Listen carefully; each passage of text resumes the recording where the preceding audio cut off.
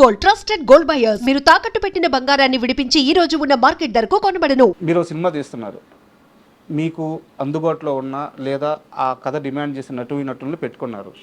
But ఇప్పుడు మేము trailer చూసాము, టీజర్ చూసాము, వాటిల్లో ఒక హైపరాది కానీ ఒక గెటప్ సీన్ కానీ ఇలాంటి వాళ్ళు ఉంటే ఇంకాస్త సినిమాకి ఇంకాస్త ప్రమోషన్ కానీ ఇంకాస్త రీచ్ కానీ వచ్చే అవకాశం ఉంటుంది.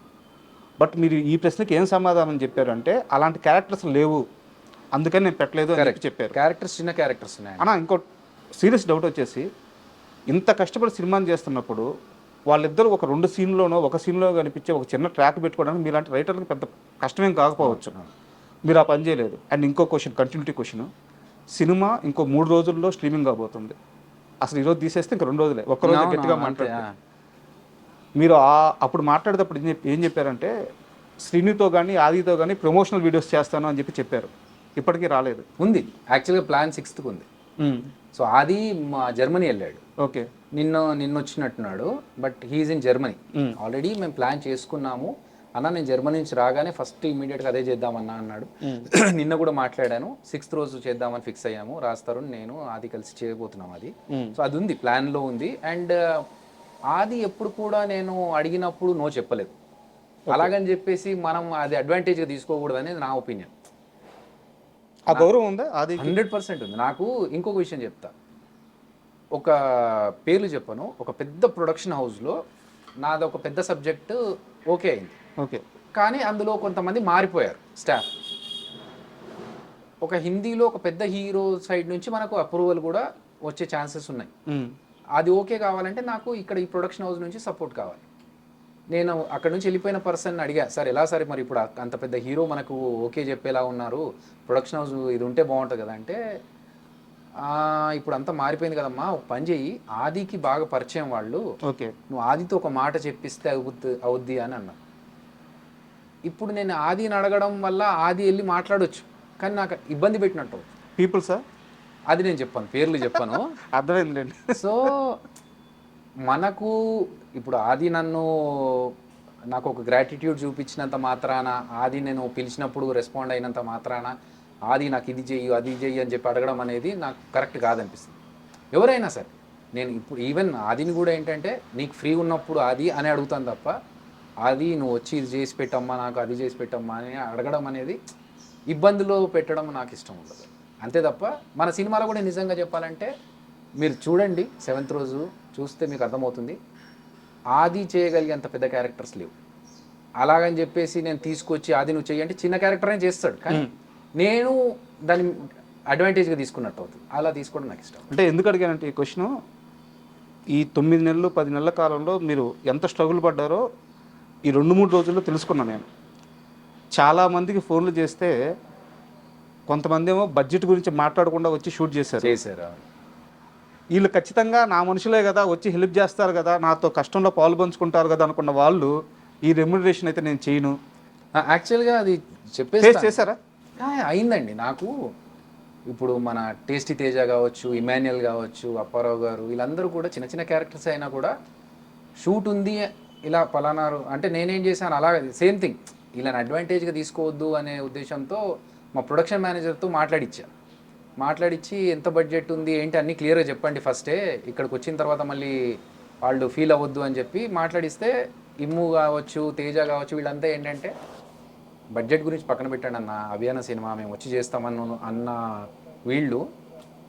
ఇంకొక పర్సన్ ఏంటంటే అతను చాలా పాత పరిచయం, ఆయనకు ఫోన్ చేసి ఇలా మంచి క్యారెక్టర్ ఉందండి మీరైతే బాగుంటుంది సూట్ అవుతారు ఆ క్యారెక్టర్కి అంటే, అయ్యో అభి గారు మీరు కోవిడ్ టైంలో నాకు హెల్ప్ చేశారు, ఆ మాత్రం చేయలేమా, ఇంకా మనోళ్ళు కూడా ఉన్నారు తీసుకొస్తాను నేను అంటే, అట్లాగని చెప్పి ఫ్రీగా అడగట్లేదండి, మీకు బయట ఇచ్చేదానికంటే కొంచెం తక్కువ ఇవ్వచ్చు కానీ రెమ్యునరేషన్ మాత్రం పక్కాగా ఉంటుంది అని చెప్పి మాట్లాడితే, ఓ తప్పకుండా అది అన్నారు. కట్ చేస్తే మా మేనేజర్ ఫోన్ చేస్తే, లేదండి ఇంత బడ్జెట్ అయితే నేను రాను, అంత బడ్జెట్ అయితే వస్తాను అని అన్నారట.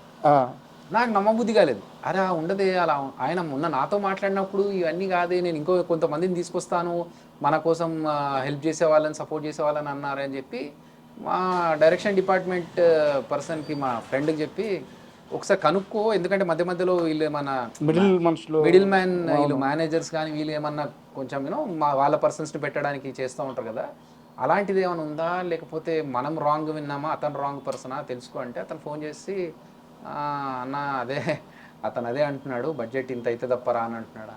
అదేదో నేను అడిగినప్పుడు చెప్తే అయిపోయేది కదా, ఈ ముగ్గురు మాట్లాడాల్సిన అవసరం రాకుండా. కోపం రాలేదా? కోపం రాలేదు.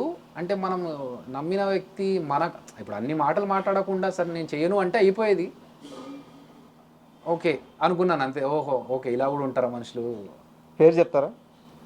పేరు వద్దులేండి, ఎందుకు ఆయనకు ఎందుకు డ్యామేజ్ అవుతుంది. అండ్ జబర్దస్త్ రిలేటెడ్ పర్సన్ కాదు, బయట పర్సన్. సో అంటే ఓకే, ఆయన రిక్వైర్మెంట్స్ ఏమున్నాయో మనకు తెలియదు. బట్ ఈ ముసుగులో గుద్దులాటలు ఎందుకు? ఫస్ట్ నేను చేసినప్పుడు అయ్యో మీరు నాకు అప్పుడు హెల్ప్ చేసి, నాకు నిజంగా గుర్తులేదు నేను ఎప్పుడు హెల్ప్ చేశాను అనే విషయం. మీరు అప్పుడు అలా చేశారు నాకు, నేను తప్పకుండా రుణం తీర్చుకుంటాను, అది ఇదన్న మాట్లాడాల్సిన అవసరం లేదు. డైరెక్ట్గా నాకు కుదరదు సార్, నేను షూటింగ్లో బిజీ ఉన్నా అంటే నాకు అయిపోతుండే.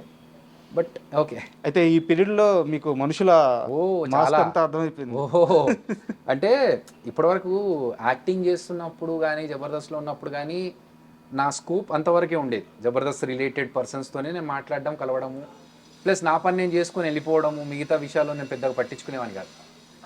ఎప్పుడైతే ఈ సినిమా విషయాల్లోకి వచ్చి 24 క్రాఫ్ట్స్తో నేను కొలాబరేట్ అయ్యి వర్క్ చేస్తున్నామో, డిఫరెంట్ పర్సన్స్ని కలుస్తున్నామో, కొంతమంది తత్వాలు ఏంటో తెలుస్తున్నాయి, కొంతమంది అంటే ఓకే ఇదే కరెక్ట్ ఏమో, అంటే మనం అందరూ మనవాళ్ళు మన కోసం అని చెప్పి మనం ఆలోచిస్తాం, కానీ బయట సమాజం అలాగే ఉంది, అలాగే చేయాలేమో అనేంతగా అర్థమవుతుంది అన్నట్టు సిచ్యువేషన్స్ చూస్తుంటే. బట్ అంటే అందరూ అలా ఉన్నారని మనం మారడం కరెక్ట్ కాదేమో. సరే, మనం చేయగలిగేది చేయగలిగేది ఒక వెబ్ సిరీస్ కోసం రాసుకున్న స్టోరీ. 7 ఎపిసోడ్లో 8 ఎపిసోడ్లో ఎంతో ప్లాన్ చేసుకొని ఉంటారు, నిడివి చాలా ఎక్కువ. దాన్ని అవుట్పుట్ చూసుకున్నారు, చాలా మంచిగా వచ్చింది, అది నాకు తెలుసు. ఆహా నుంచి మనకు తెలిసిన వాళ్ళు కూడా చెప్పారు సినిమా చాలా బాగా వచ్చిందని చెప్పారు. Okay, accepted. బట్ నా డౌట్ ఏంటంటే 8 గంటల రన్ టైంకి ఒక రకమైన స్క్రీన్ ప్లే ఉంటుంది, ఒక రకమైన టేకింగ్ ఉంటుంది. దాన్ని సినిమాగా అడ్జస్ట్ చేసేటప్పుడు చాలా ప్రాబ్లమ్స్ వస్తాయి. అంత కరెక్ట్గా కన్సీవ్ అయిందా, ఆ డెలివరీ కరెక్ట్గా కుదిరిందా? డెఫినెట్లీ రాజా గారు. అంటే నేను వెబ్ సిరీస్ చేస్తున్నప్పుడు కూడా ఎలా చేద్దాం అనుకున్నానంటే, నేను ఒక డైరెక్టర్ అవ్వాలి, సినిమా డైరెక్టర్ అవ్వాలి. సో సినిమాల గురించి చాలా ప్రయత్నాలు చేసాము. చాలామంది చూడడానికి ఏమనుకుంటారంటే సినిమా యాక్టర్ అంటే ఈజీలీ డైరెక్టర్ అయిపోవడము. ఇప్పుడు వేణు డైరెక్టర్ అయ్యాడు కాబట్టి బలగంతో, జబర్దస్తులు అందరూ యాక్టర్స్ నుంచి డైరెక్టర్లు అయిపోవడం ఈజీ అనుకుంటున్నారు, కానీ దానికోసం ఎంత స్ట్రగుల్ చేసామనేది ఎవరికి తెలియదు. సో నేను చాలా సబ్జెక్టులతో చాలా డిస్కషన్స్, ప్రొడ్యూసర్స్ని కలవడం, ఇవన్నీ జరిగి ఇంకా చివరికి వచ్చినప్పుడు నాకు వెబ్ సిరీస్ది ఈ అవకాశం వచ్చింది. ఈ వెబ్ సిరీస్ చేసినా కూడా నేను దీన్ని ఒక ప్రాపర్ క్వాలిటీతో, ఒక సినిమాకైతే ఎంత డెడికేషన్ పెట్టి చేస్తామో, ఒక థియేట్రికల్ సినిమాకైతే ఎంత కాంట్రిబ్యూట్ చేస్తామో అలాగే ఉండాలి తప్ప, ఏదో వెబ్ సిరీస్ కదా, ఓటీటీ కదా అని చెప్పి ఎక్కడ తక్కువ అంచనా వేయకుండా నా 100% పెట్టాను. సో అలా చేస్తున్నప్పుడు ఒక 6 ఎపిసోడ్స్కి తగ్గట్టుగా మనం రాసుకున్నాము. అంత చేసిన దాన్ని మళ్ళీ అవుట్పుట్ చూసిన తర్వాత ఇది బాగుంది, సినిమాలాగా పెట్టుకుందాం అన్నప్పుడు ఇంకా దీని అన్నిటిని ట్రిమ్ చేసుకుంటూ తీసుకొని వచ్చి మళ్ళీ ఒక 2 అవర్స్ సినిమా చేయాలి. It's a big challenge. అవును. కానీ రాక నాకు అవకాశం వచ్చింది. నేను ఇలాగే చేస్తాను, నేను అలాగే చేస్తాను ఎందుకు? నేను ఇప్పుడు వాళ్ళు అడిగిన రిక్వైర్మెంట్ని నేను ఫుల్ఫిల్ చేస్తేనే కదా నేను ఒక స్పెషల్ పర్సన్ అవుతాను, నేను ఒక డిఫరెంట్ పర్సన్ అవుతాను. లేదు మాకు ఇది కష్టం సార్, ఇది చేయలేము అన్నప్పుడు ఇంకా what is the use of taking Abhi? So నేను దాన్ని ఛాలెంజ్గా తీసుకొని కొన్ని సీన్స్ కట్ చేయడం, లెంత్ తగ్గించడము, కొన్ని క్రిస్ప్ చేయడం, అవన్నీ చేసుకొని 2 అవర్స్ సినిమా చేశాను. కానీ ఏం చేశానంటే, ఈ సీన్స్లో ఏవైతే కట్ అయిపోయాయో ఈ సినిమాలో, చిరంజీవాలో కొంతమంది యాక్టర్స్వి, వీళ్ళందరినీ గుర్తుపెట్టుకొని నేను నెక్స్ట్ కామాఖ్య సినిమా చేస్తున్నాను కదా, దాంట్లో క్యారెక్టర్స్ ఇచ్చాను. ఓకే, ఎవరెవరు సీన్స్ అయితే ఇక్కడ కట్ అయ్యాయో అందులో కొంతమందికి, ఎందుకంటే అందులో కూడా కొంత స్పేసే ఉంది, కొంతమందిని నా నెక్స్ట్ సినిమాలో పెట్టుకున్నాను. మిగతా వాళ్ళు ఎవరు ఉన్నారో నాకు గుర్తుంది, ఎవరెవరైతే సీన్స్ కట్ అయినా వాళ్ళని తీసుకెళ్ళి ఇంకో దాంట్లో పెడతాను. ఈ డిసిషన్ ఎవరిది? అంటే అరవింద్ గారిదే, ఆహా టీమ్దా? ఆహా కంటెంట్ టీమ్. ఓకే, అంటే బాగా వస్తుంది దీని వెబ్ సిరీస్ కంటే సినిమాగా అయితే ఇంకెక్కువ రీచ్ అవుతుంది.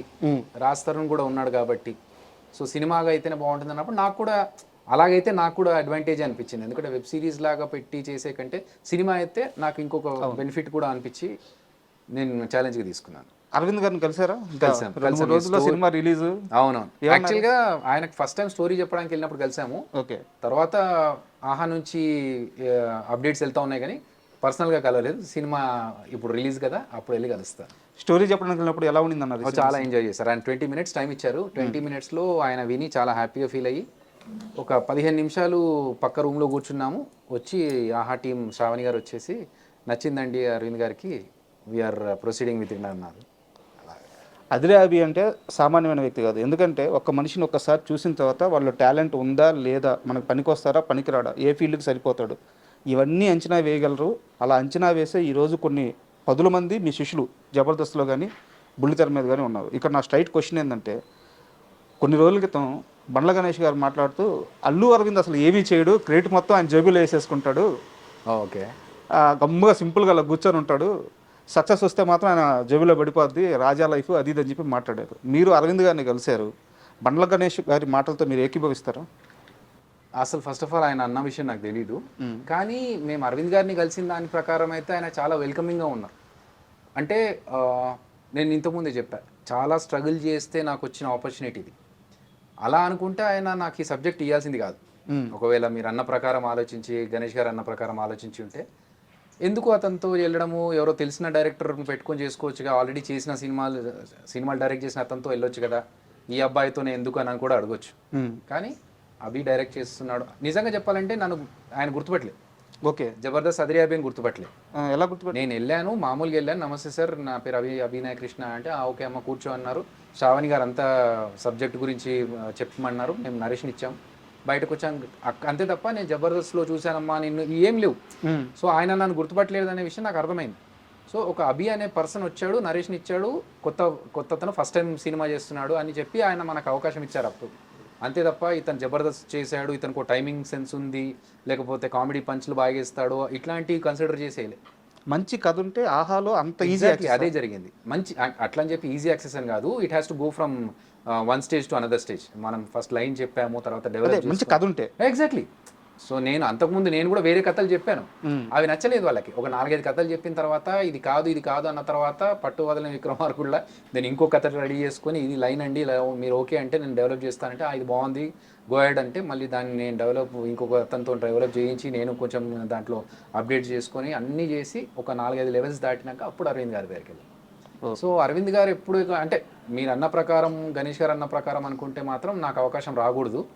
బట్ ఆయన ఛాన్స్ ఇచ్చారు. అండ్ నాకు కూడా తెలిసిన విషయం అంటే పర్సనల్గా ఆయనతో ఎక్కువ ర్యాపు లేదు నాకు అరవింద్ గారితో, కానీ మిగతా వాళ్ళు కూడా చెప్పింది ఏంటంటే సినిమా కోసం ఆయన కొంచెం లీనియన్స్ ఇస్తారు, ఇది ఇంత బడ్జెట్లోనే చెయ్యాలి అని వేరే వాళ్ళు అన్నా కూడా కాదండి కొన్నిసార్లు బడ్జెట్ కాదు సినిమాని ప్రేమించి కొన్నిసార్లు చేయాల్సి వస్తుంది అని చెప్పి ఆయన అంటారని నాకు తెలిసింది. మీరు మీ క్వశ్చన్ అడిగిన తర్వాత నేను కనుక్కోలేదు, నాకు ఫస్టే వచ్చిన ఇన్ఫర్మేషన్.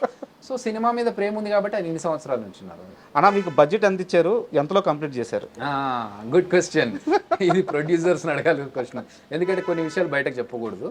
బట్ నాకు చాలా లిమిటెడ్ బడ్జెట్ ఇచ్చారు. ఆ బడ్జెట్లోనే కరెక్ట్గా with in mentioned budget with in the mentioned time line నేను ఫినిష్ చేశాను. అది నా సక్సెస్. థియేటర్లోకి వచ్చి ఆర్ ఓటీటీలోకి వచ్చి జనాలు చూసిన తర్వాత వచ్చేది నాకు డెఫినెట్గా ఆశీర్వాదము. కానీ నాకు నేనుగా సంతోషపడ్డ విషయం ఏంటంటే నాకు చెప్పిన బడ్జెట్లో చాలా లిమిటెడ్ బడ్జెట్, ఆ చెప్పిన బడ్జెట్లో చెప్పిన టైం లైన్స్లో నేను ఒక కార్పొరేట్ స్టైల్లో వర్క్ చేసుకొని దానికి ఒక డెలివరబుల్స్ ఉంటాయి మనకు కార్పొరేట్ సిస్టంలో, ఎవ్రీడే స్టేటస్ కాల్ డెలివరబుల్స్ ఇవన్నీ ఉంటాయి. అది ఇక్కడ ఇంప్లిమెంట్ చేసుకొని మనకున్న బడ్జెట్లో మనకున్న నెంబర్ ఆఫ్ డేస్ ఎంత, ఎక్కడ ఈ షాట్ ఇక్కడ మిస్ అయితే మనం ఇంకొక దగ్గర ఎక్కడ పెట్టుకోవచ్చు అని అనుకున్న టైంలో ఫినిష్ చేసి ఇచ్చిన బడ్జెట్లో ఇచ్చిన బడ్జెట్